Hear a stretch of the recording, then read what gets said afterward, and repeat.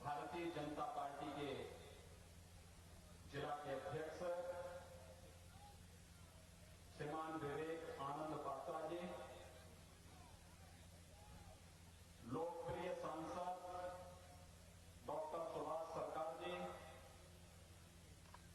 जिला सचिव श्रीमान विपत धर्म सिंह जी, श्रीमान सुजीत पाल जी,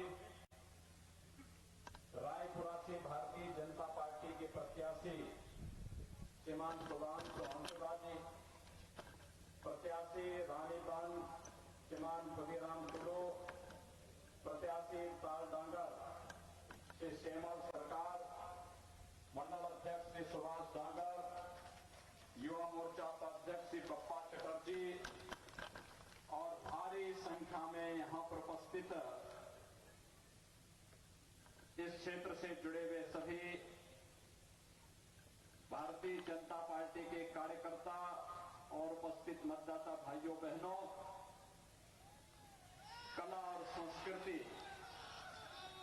तथा सांस्कृतिक राष्ट्रवाद की इस पावन धरती को मैं कोटि कोटि नमन करता हूं और आप सबका अभिनंदन करता हूं।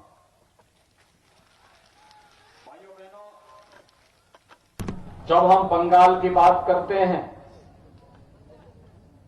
तो बंगाल अनादिकाल से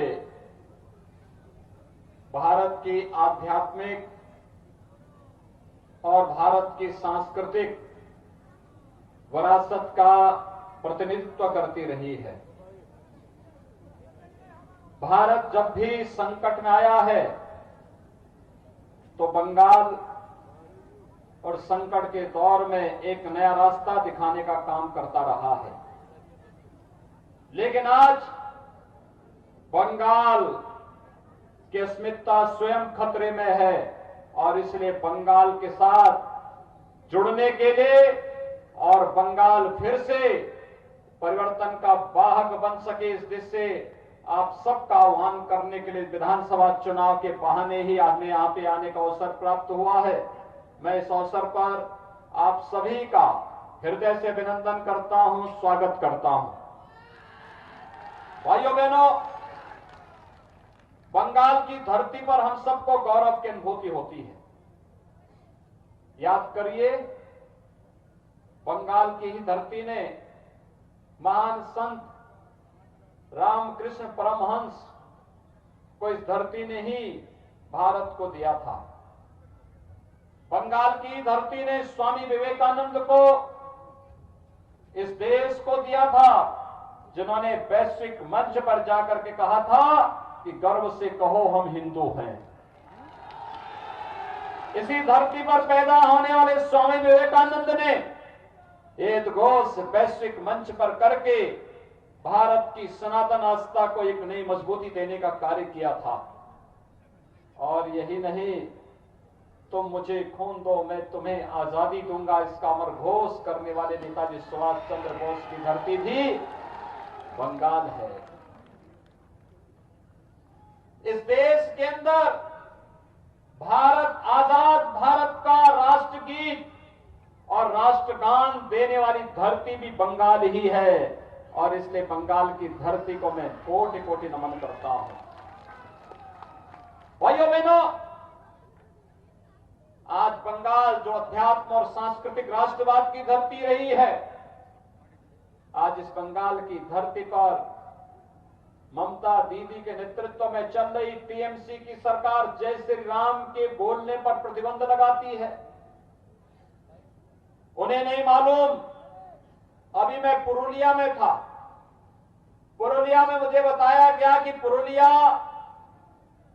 और उसके आसपास के क्षेत्र में जो पहाड़ी है उसका नाम ही अयोध्या हिल है, और कहते हैं मर्यादा पुरुषोत्तम भगवान श्री राम माता सीता के साथ एक दिन उस पहाड़ी में रुके थे। ये स्मृतियां हजारों वर्षों के बाद भी हमारे सामने है।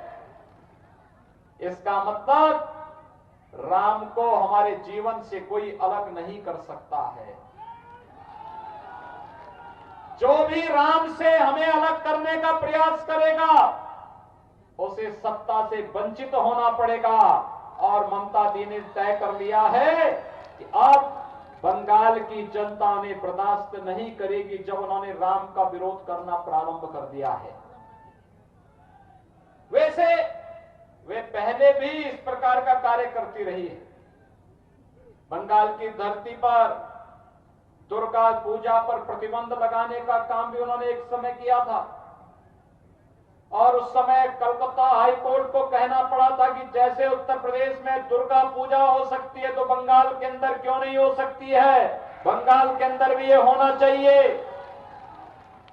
भाइयों बहनों, आज पूरा देश मोदी जी के नेतृत्व में विकास की नई ऊंचाइयों को प्राप्त कर रहा है। देश के अंदर गरीबों के कल्याण के लिए बनने वाली योजनाएं हो, किसानों के कल्याण की योजनाएं हो, मजदूरों के हितों के लिए योजनाएं हो, युवाओं के कल्याण के लिए बनने वाले कार्यक्रम हो, या फिर इंफ्रास्ट्रक्चर डेवलपमेंट के लिए बड़े बड़े कार्य, ये सभी युद्ध स्तर पर चल रहे हैं। कहीं रेलवे लाइन, कहीं हाईवे, कहीं मेट्रो, कहीं पर एम्स, कहीं आईआईएम, कहीं आईआईटी, मेडिकल कॉलेजेस की एक श्रृंखला पूरे देश के अंदर खड़ी हो रही है। और गरीबों के कल्याण के लिए कोरोना कालखंड में आपने देखा होगा, गरीब कल्याण पैकेज देकर के हर गरीब को फ्री में राशन देने का कार्य, फ्री में रसोई गैस सिलेंडर देने का कार्य अगर किसी ने किया, प्रधानमंत्री मोदी जी ने किया। यानी भारत एक नए भारत बनने की ओर अग्रसर है। लेकिन बंगाल में इन योजनाओं का लाभ बंगाल की जनता को, बंगाल में टीएमसी की सरकार नहीं देने देती है। यहां पर गरीब कल्याण के लिए जो पैकेज गरीबों के लिए घोषित होता है, टीएमसी के गुंडे उस पर कब्जा कर लेते हैं। यहां पर आयुष्मान भारत की 5 लाख की स्वास्थ्य बीमा का लाभ यहां के गरीबों को नहीं मिल पाता है, क्योंकि यहां की टीएमसी की सरकार की रुचि गरीबों को अच्छी स्वास्थ्य सुविधा देने में नहीं है। यहां के गरीबों को प्रधानमंत्री आवास योजना का लाभ नहीं मिल पाता है, क्योंकि टीएमसी के गुंडे वह पैसा यहां के गरीबों के खाते में नहीं पहुंचने देते हैं। मुझे आश्चर्य होता है, आज भी जब हम लोग यहां की बात करते हैं तो मुझे आश्चर्य होता है कि यहां के प्रत्येक कार्य में आज भी यहां पर कटमनी और तोलाबाजी की बात होती है।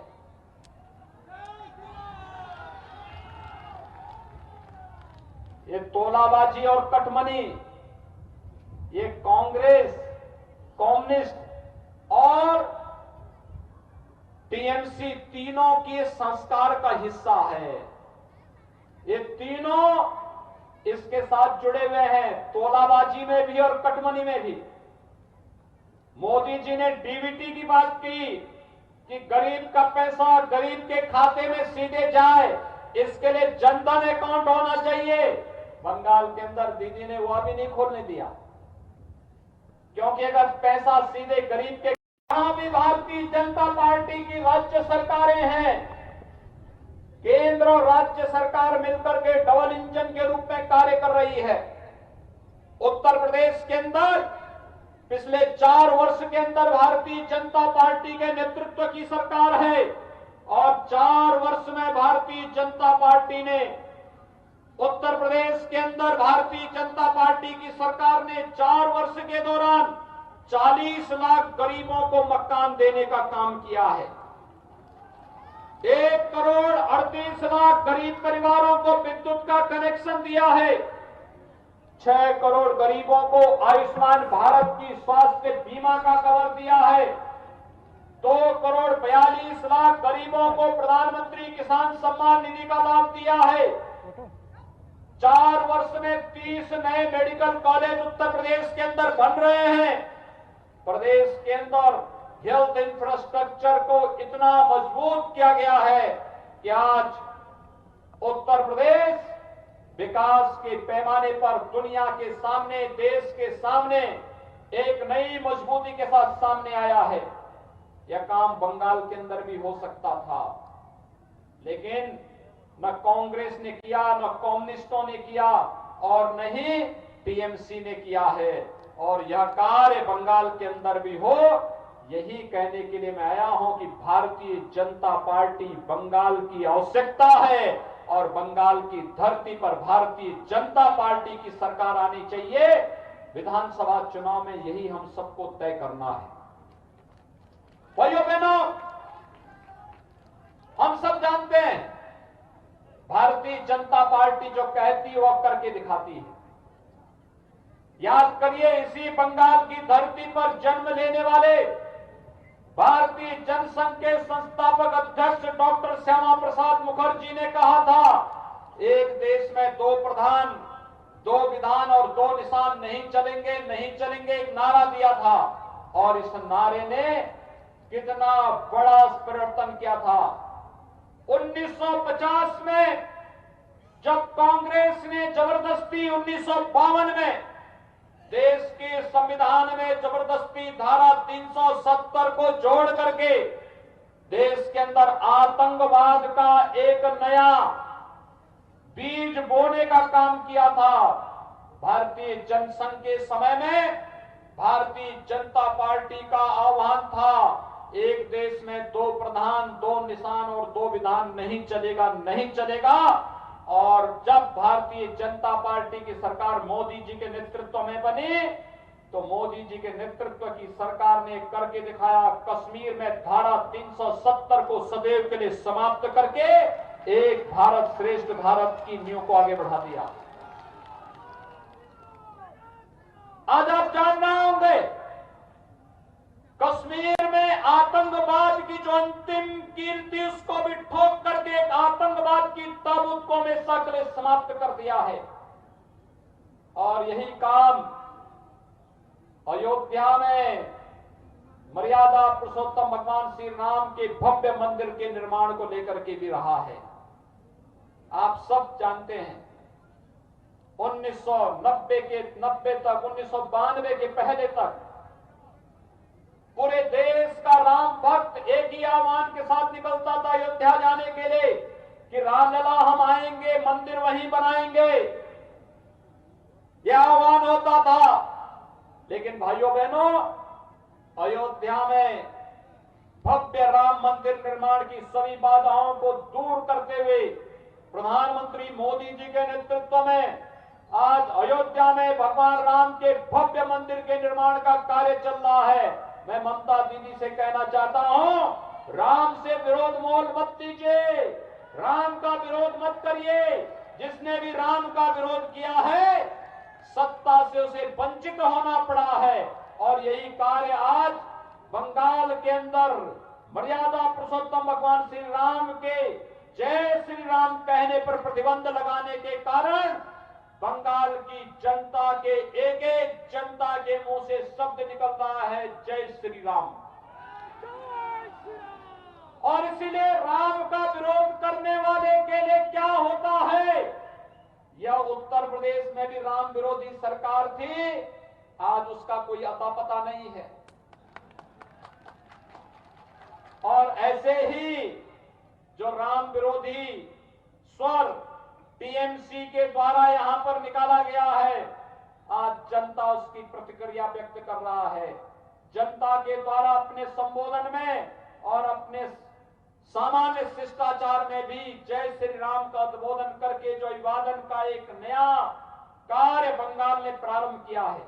वैसे भी हमारे देश में तो गांव देहात में हम लोग मिलते हैं, राम राम कहते हैं, कोई उद्घोष करते हैं, जय श्री राम कहते हैं, और जब किसी प्रियजन की अंतिम यात्रा निकालते हैं तो राम नाम सत्य है कह करके ही निकालते हैं। राम हमारे श्वास श्वास में रमे हैं। राम से, हमसे अलग राम को कोई नहीं कर सकता।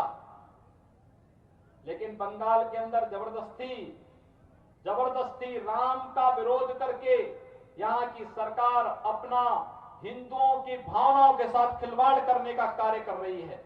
लेकिन यह कार्य नहीं हो पाएगा। भाइयों बहनों, मैं आप सबका आह्वान करना चाहूंगा, बंगाल टीएमसी के गुंडों से मुक्त होना चाहिए और टीएमसी की गुंडागर्दी बंगाल के अंदर बंद होनी चाहिए। बंगाल की जनता को भी रोजगार चाहिए, बंगाल की धरती को भी अच्छी स्वास्थ्य सुविधा चाहिए, बंगाल के गांव को भी शुद्ध पेयजल के लिए पाइप पेयजल की स्कीम चाहिए, बंगाल के लोगों को भी अच्छी एजुकेशन चाहिए, बंगाल के लोगों को भी खाद्य सुरक्षा के अनुसार यहां के लोगों को सुविधा का लाभ चाहिए और बंगाल की बहन और बेटियों को भी सुरक्षा की गारंटी चाहिए। और यह कार्य केवल और केवल भारतीय जनता पार्टी कर पाएगी और इसलिए भारतीय जनता पार्टी को विजयी बनाने के लिए हमारे प्रत्याशी यहां पर रायपुरा से श्री सुधांशु हंसदा, रानीबंध से श्री खुदीराम टुडू और ताल डांगर से श्री सेमल सरकार आज हमारे बीच में यहां पर मंच पर उपस्थित हुए हैं। मैं आप सबका आह्वान करूंगा, एक बार मेरे साथ दोनों ओर से माताएं भी अपना आशीर्वाद दें। मेरे साथ दोनों हाथ उठा करके बोलेंगे, दोनों हाथ उठा करके आप मेरे साथ बोलेंगे, जय जय श्री राम, जय जय श्री राम, जय जय श्री राम। कमल चुनाव चिन्ह पर भारतीय जनता पार्टी के प्रत्याशियों को